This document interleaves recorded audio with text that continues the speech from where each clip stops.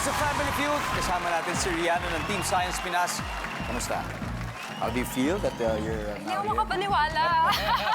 Nagulat ako na umabot kami dito, pero super grateful.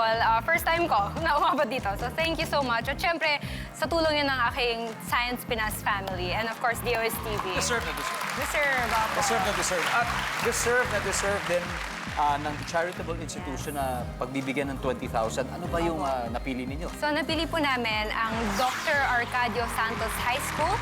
Ito po ay isa po sa mga advocacy ng DOST is science communication. So makakatulong po ito for the publications of newsletters or mga official papers po nila. Grabe. At ang target po ng Science Pinas ay mag-uwi ng total cash prize na 200,000 pesos. Alright, it's time for Fast Money. Give me 20 seconds on the clock, please. Yeah, let's go. Ito, imagine kapag may nagpapatulong sa'yo at sabing, sige na, please, saglit lang to. Ilang minuto kaya yun? Go. 5 minutes. Dahilan kung bakit ka hindi mag-a-attend sa kasal ng iyong kaibigan. Wala akong pera. Fill in the blank. Resibo ng blank. Pass. Ano ang dadalhin mo kung mag-hunting ka sa gubat? Kutsilyo. Pwedeng kandila lang ang ilaw kung ito ang gagawin mo. Magbasa. Fill in the blank. Resibo ng blank. Ng grocery. Let's go, Rihanna. Tingnan natin kung ilang puntos na nakuha mo. Kapag may nagpatulong sa'yo, sabi, sige na, mabilis lang. Sabi mo, 5 minutes. Ang sabi ng survey ay... Nice one. Good start. Dahilan kung bakit hindi ka a-attend sa kasal ng kaibigan, walang pera. Survey? Hop, wala. Fill in the blank, resibo ng grocery. Survey? Meron. Ano ang dadalhin mo kung mag-hunting sa gubat? Kutsilyo. Survey? Nice. Pwedeng kandila lang ilaw kung itong gagawin mo magbasa. Tatali ko na lang ng konti. Nandyan ba ang magbasa?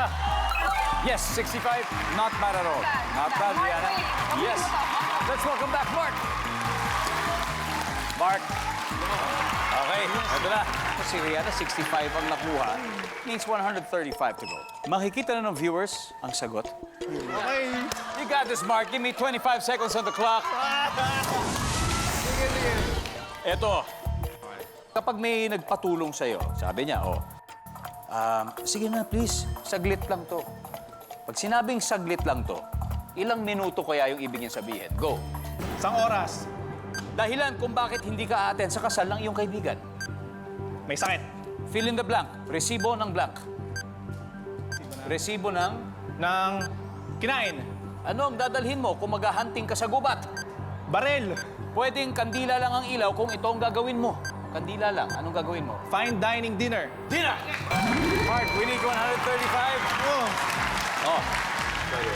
Unahin natin to. Pwedeng kandila lang ang ilaw kung ito ang gagawin mo. Ang sabi mo yung dinner. Fine dining dinner. Ang sabi ng survey dyan? Dinner. Yes! Ay! Ang taas! Wow! Top answer. Anong dadalhin mo kung mag-hunting ka? Boy! Sabi mo, baril. Baril! Ang sabi Baril! ng survey. Top answer. Boy! Ang galing! Ang galing! Ang galing! Fill in the blank. Resibo ng restaurant. Oh. Restaurant. Kinain. Kinain. Survey. Oh. Ang top answer ay resibo ng kuryente. Kuryente. Tapos next, tubig. Resibo ng tubig. Oo. Dahilan kung ba't hindi ka a-attend sa kasal ng kaibigan dahil May sakit. may sakit. Ang sabi ng survey, Tama! Yes! meron. Oh. Ang top answer ay walang regalo. Iba yun sa walang pera. Iba yun. Magkaiba yun. Magkaiba yun. Kapag may nagpapatulong sa'yo, sabi na ilang minuto ko yung saglit lang, sabi mo yung 1 hour. Oras.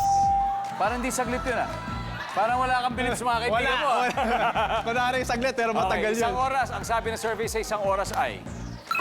Ay! Isa rin. 5 minutes ang top answer na kuha mo riyan. 5 Anyway, minutes. congratulations. Nanalo pa rin sila ng 100,000 pesos.